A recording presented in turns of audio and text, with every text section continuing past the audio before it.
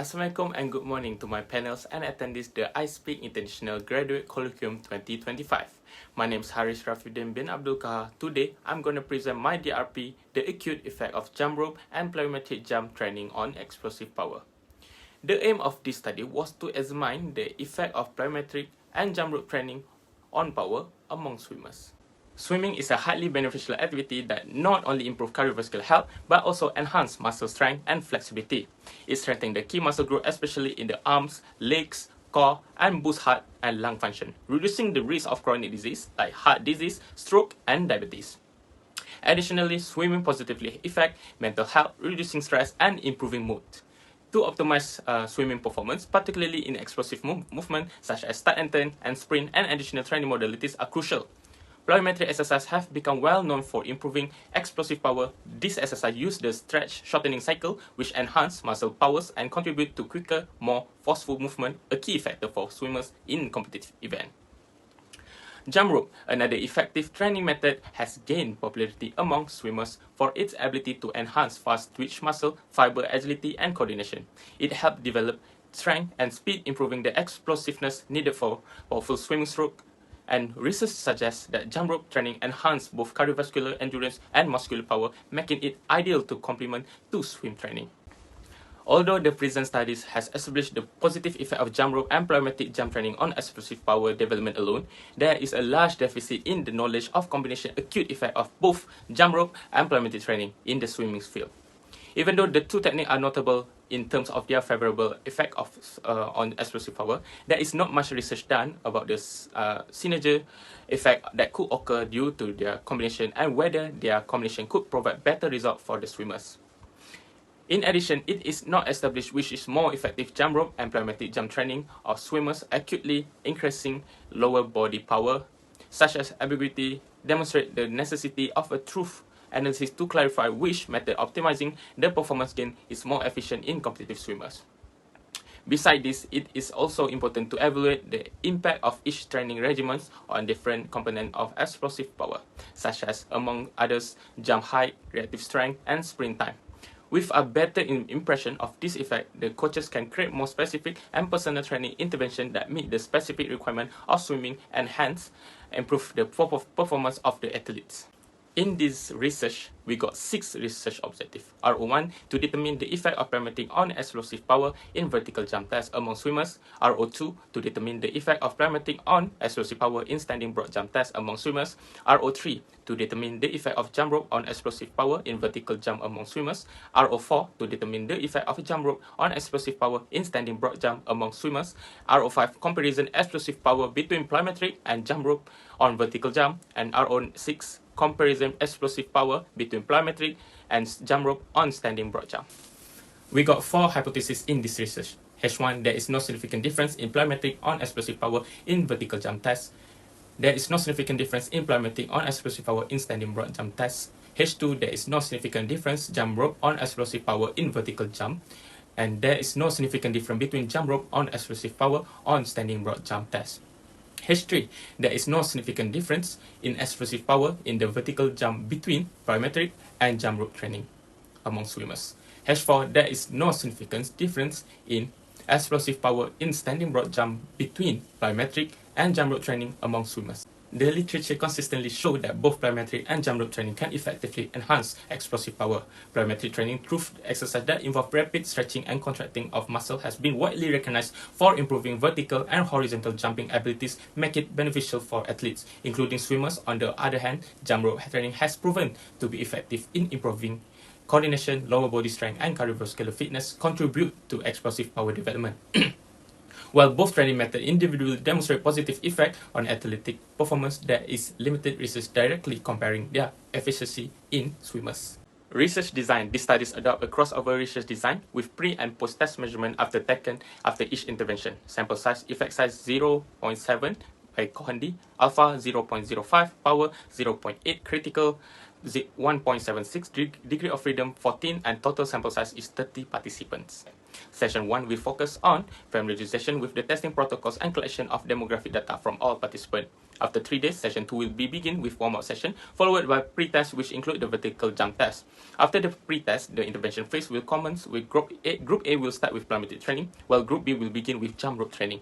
Following the intervention, there will be a 5-minute rest period before conducting the post-test vertical jump test. Session 3 will follow the same routine as Session 2. However, in this session, Group A will perform the jump rope intervention, while Group B will engage in plyometric training. Session 4 will begin with warm-up session, followed by the pre-test, which include the standing broad jump test. After the pre-test, the intervention phase will commence. Group A will start with plyometric training, while Group B will begin with jump rope training. Following the intervention, there will be a 5-minute rest period before conducting the post-test standing broad test. Session 5 will follow the same routine as Session 4. However, in the session, Group A will perform the jump rope intervention, while Group B engage plyometric training. This crossover design allows each group to experience both training methods. Intervention. The plyometric training on session will consist of 3 of the following exercises. Firstly, single leg forward jump, single leg side jump, and double leg hurdle jump. Each plyometric exercise will be performed for 4 sets of 13 repetitions with appropriate rest period in between and to ensure recovery. The jump rope intervention will include the following exercise: basic bound steps, double basic steps, alternate foot steps. The jump rope exercise will be performed for 1 set of 50 repetitions during each session with a rest period between sets for recovery. First instrument, vertical jump test. The athlete should start in standing position and hands on the waist, then squat down before explosively jump as high as possible. This activity we're gonna do with my jump apps. Second instrument, standing broad jump test. The athlete stand behind designated line with their feet slightly apart. To generate forward momentum, the athlete use a 2-foot takeoff and landing method, swinging their arms and bending their knees. Equipment, we are gonna use measuring tape and masking tape. The first step in the research process is obtaining ethical approval to ensure that the study adheres to ethical standards and participant rights.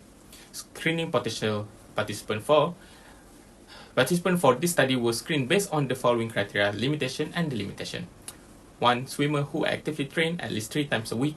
2. Participant age under 18 years old. 3. Individual who regularly participate in both plyometric and jump rope training program. Pre-test. Once participants were screened and eligible, they underwent 2 pre-tests in different sessions to assess their baseline explosive power, vertical jump test and standing broad jump test. Intervention phase. After the pre-test, participants were divided into 2 groups. Control group, 15%. This group performed plyometric training, including exercises such as single leg forward jump, single leg side jump, and double leg hurdle jump. Experimental group, 15%. This group performed jump rope training, including exercises like basic bound steps, double basic steps, and alternate foot step. Post-test. Following the intervention phase, both groups underwent the same post-test by different sessions to assess change in explosive power, such as vertical jump test and standard broad jump test. Lastly, we're gonna do data analysis. Objective 1. The PET simple t-test revealed a statistically significant difference between the pre-test and post-test result. This indicates that plyometric training has a positive impact on explosive power in vertical jump test. The effect size by Cohen-D for this data is approximately 0.36, which suggests a small to medium effect size. This means that the plyometric training had a moderate effect on improving explosive power in the vertical jump test among the participants. A study by Bishop et al. 2019 similarly found that a 12-week combined plyometric and jump rope program led to significant improvement in vertical jump and high anaerobic power in adolescent volleyball players. This supports the idea that plyometric training can effectively enhance explosive power in various sports, including swimming. Based on the significant result and moderate effect size, we reject the null hypothesis. Objective 2. The PET sample t-test show a statistically significant difference between the pre-test and post-test result. This indicates that plyometric training had a positive effect on improving explosive power in the standing broad jump test. The effect size by Cohen-D for this data is approximately 0.658, which suggests a medium to large effect size. This means that plyometric training had an effect on improving performance in the standing broad jump test, reflecting a significant improvement in lower body explosive power. These findings are consistent with previous research, such as that by Bishop et al. 2019, which also demonstrate that plyometric training has a positive impact on explosive power, particularly in jumping performance. Given the statistical significance and the medium to large effect size, we reject the null hypothesis. Objective 3. The paired sample t-test reveal a statistically significant difference between the pre-test and post-test result. This indicates that jump rope training had a positive impact on explosive power in the vertical jump test. The effect size by Cohn-D for this data approximately 0.316, which suggests a small to medium effect size. This means that while the improvement in explosive power is noticeable, the effect is moderate but meaningful. This result aligned with research by Effendi et al. 2020, who found that after 4 weeks of jump rope training, adolescent basketball players show a significant improvement in jump rope ability and overall athletic performance, which is consistent with the finding in my studies. Given the statistically significant difference and the moderate effect size, we reject the null hypothesis. Objective 4. The paired sample t-test reveal a statistically significant difference between the pre-test and post-test result. This indicates that jump rope training has a positive impact on explosive power in the standing broad jump test. The effect size by Cohn-D for this data is approximately 0.685, which suggests a medium to large effect size. This means that the jump rope training had an effect on improving standing jumps performance, reflecting a significant improvement in lower body explosive power. These findings are consistent with previous studies such as those by Effendi et al. 2020, which demonstrate that jump rope training resulted in significant improvement in overall athletic performance, including jumping ability and agility.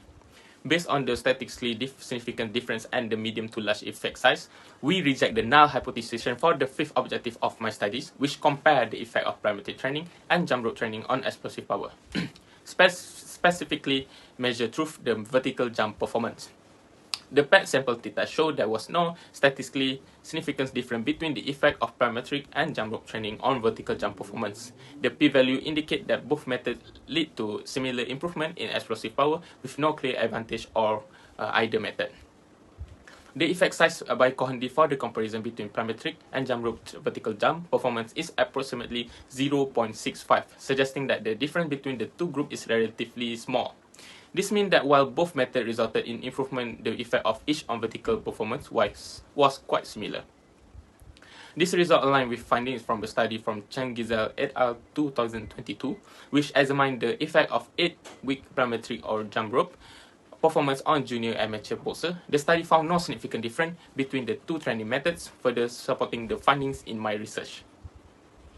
Given that the comparison showed no significant difference, we failed to reject the null hypothesis for the sixth objective of my studies, which compare the effect of plyometric and jump rope training on explosive power, specifically measured through the standing broad jump test. The paired sample t-test revealed that there is no statistically significant difference between the plyometric and jump rope training on standing broad jump test. This indicates that both training methods led to similar improvement explosive power in standing broad jump test. The effect size by Cohn-D for the comparison between plyometric and jump rope training is approximately 0.0032, suggesting that the difference between the two groups is relatively small. This indicates that while both training methods has a similar effect, the magnitude of the difference is minimal. This finding that both plyometric and jump rope training can effectively enhance explosive power in standing broad jump. However, the optimal choice between the two may depend on specific sport or the athlete's individual needs, as supported by the research of Gizel et al. 2022. Given the lack of statistically significance and the small effect size, we failed to reject the null hypothesis.